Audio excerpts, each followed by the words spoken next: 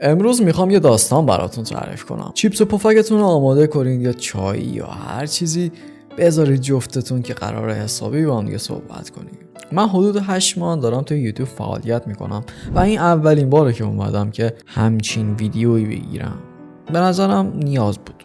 خب داستان برمیگرده به فکر کنم حدود 7-8 سالگی من که پدرم برای خواهرم یک کامپیوتر خرید، برای اینکه رشتهش خب کامپیوتر بود وگرنه عمرن میخرید. یه موضوع دیگه هم بود، چون خبر نداشت که قراره من معتاد اون کامپیوتر بشم. اول هیچی بارم نبود، فقط دکمه میزدم و یادم افتاد که یه بازی ماشینی هم توش بود که من عاشق اون بودم.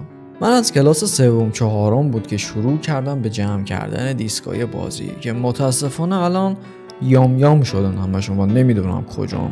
بگذاریم کلاس 4 که تموم شد ما تصمیم گرفتیم که خونه‌مون رو عوض کنیم و فکر کنم سر همین چیزا بود که گم شدن همشون.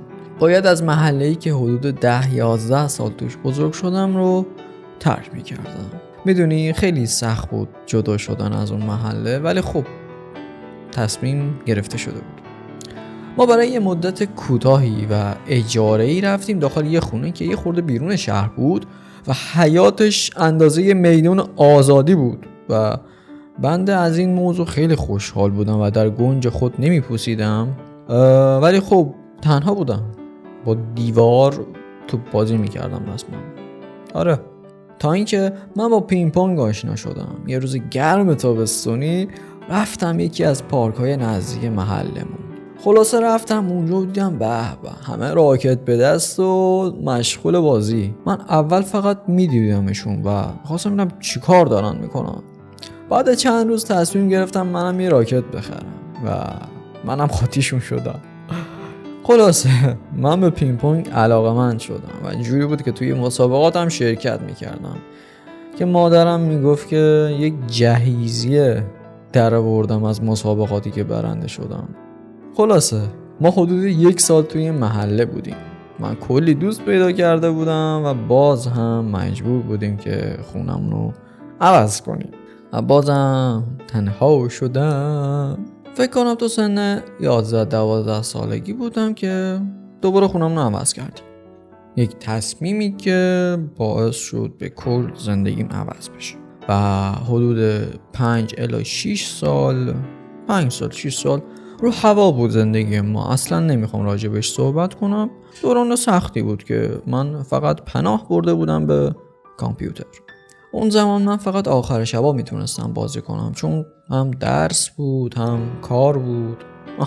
برقکاری ماشین میرفتم انجام میدادم، سرسیلن تراشی، تعمیرات ماشین و غیره. حالا نمیخوام واردش بشم. و دیگه خوشبختانه و متاسفانه اون تایما بود که کووید 19 اومده بود و باعث شده بود که 11 و 12 مثلا نفهمم چطوری گذشت. بگذاریم فکر کنم تقریبا 17 سالم بود که به خودم اومدم گفتم که بسه، باید به فکر یه شغل درست حسابی باشم، چون سر اون داستان کار کردن توی قطعات ماشین و اینا، چون همش با بنزین سر کار داشتیم، ریام نابود شده بود رسما و شبا تا صبح سرفه میکردم، هیچ دکتری هم نمیتونست خوبش کنه.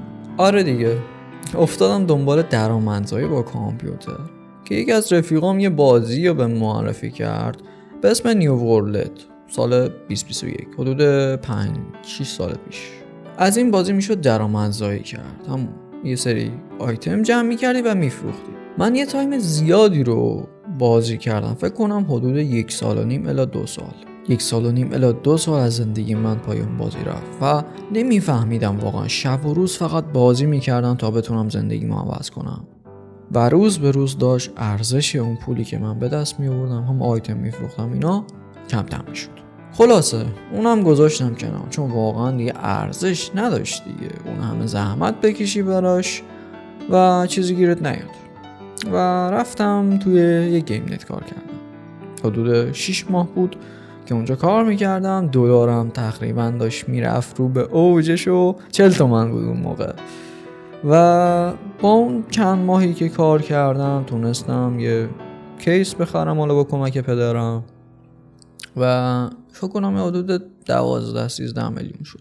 میز و کیبورد و اینا گرفتم، خوشحال و راضی ما شروع کردیم دوباره بازی کردن. الان دیگه تقریبا 19 سالم شده بود و دانشگاه باید ثبت نام میکردم و اینا که تصمیم گرفتم برم رشته آیتی، اما فناوری اطلاعات خودم یه خورده کد نویسی و این داستانا داره و آشنایی با زبانهای برنامه‌نویسی. ثبت نامو انجام دادم، رفتم سر کلاس‌ها که دیدم کلا سیستم این دانشگاه اینجوریه که افرادی که میخوان حقوق بیشتری داشته باشن، مثلا افراد کارمند یا کارگر که میخوان مثلا یه مدرکی برای خودشون دست و پا کنن، داخل دانشگاه ثبت نام می‌کردم. اکثر همکلاسیام بچه داشتن و با بچه هاشون می اومدن سر کلاس و من پشمام ریخته بود از این موضوع و کاری هم نمیشد کرد. هیچی دیگه، یکم از رشته‌ای که رفته بودم دل سرد شدم و چسبیدم به یادگیری ادیت و فتوشاپ که یه چند وقتی الکی چرت و پرت میساختم، یه پیجم زدم عکس‌ها رو ادیت میکردم، یه تکست مینداختم روش و میذاشتم توی پیج اینستاگرام. یادش بخیر، اسمش یلوفن بود. آره خلاصه فکر کنم هنوز پستاش هم تو گوشیم داشته باشم، حالا اگر پیدا کردم براتونم میذارم. گذشت من داشتم چپ و راست دنبال دوره پریمیر و فتوشاپ و افتر افکت این چیزا میگشتم که با یک شخصی به اسم علی سعیدی ملقب به XBX علی آشنا شدم. احتمال زیاد پستاش رو هم دیده باشید، یکی از خفن ترین ادیتورهای ایرانه. وقتی علی آقا رو شناختم شروع کردم به یاد گرفتن سبک اسپیدرن و کلی تو این مسیرم داشت علی به من کمک کرد، دمش گرم. امیدوارم هر جا که هستی علی جان موفق باشی، داداش بزرگه، مرسی ازت. من در کنار اون ادیت اسپیدرن داشتم آموزش تامنیل دیزاینری هم یاد میگرفتم. استادم رو که اصلا نگم براتون، جناب آقای صالحی ملقب پونیز آرتورد، مثل یک برادر بزرگتر چه توی دیدگاه زندگی چه توی تامنیل دیزاینری خیلی کمکم کرد. همه چی داشت خیلی خوب و اینا جلو میرفت که مشتریمو داشتم، کارفرمامو داشتم، راهنمایی میکردم، مشاوره میدادم که یک شب کذایی رسید که من میخواستم برم بیرون یه فلافل بزنم که یک اتفاق خیلی زیبا افتاد. وایسا براتون تعریف کنم. بعد از اینکه ساندویچو زدم رفتم سوار موتور بشم و یه دست اندازم حدود 50 متر با من فاصله داشت بعد از اون مغازه. همینطور ملو شروع کردم به گاز دادن که یهو یک موتوری جناب آقای محترم با خانمش پاشو گذاشت روی ترمز و مسیر رو عوض کرد و تنها کاری که میتونستم بکنم این بود که ترمز عقب جلو بگیرم که اصلا نخورم بهشون، چون بچه هم همراهشون بود. یه اسکی تمیزی روی آسفالت رفتم و دست چپم آسیم دید، پام به فنا رفت، موتورم به فنا رفت و خلاصه همیشه ترکید. این شد آغاز شروع افسردگی من که هیچ کاری هم نمیتونستم بکنم. دستم آسیب دیده بود، تو خونه نمیتونستم کار کنم، پام آسیب دیده بود، دانشگاه نمیتونستم برم و همیشه ترکید. خلاصه هرچی که انجام داده بودم ترکید. یه چند ماهی گذشت و من خیلی دپرس بودم. فکر کنم اوایل امسال بود که گفتم بازم تلاش میکنم. من که این همه تلاش کردم، واقعا نمیشه دیگه اینجوری زندگی کرد. همش توی اتاق، همش یوتیوب دیدن، همش اینستاگرام گردی و بلا بلا بلا بلا بلا. تصمیم گرفتم که یه پیج اینستاگرام بزنم. پست اول خبری از ویو نبود، پست دوم طبیعتا خبری از ویو نبود، ولی سومین پست یک ادیت از نیما تکیدوی عزیز بود و در کمال ناباوری نیما استوریش کرد.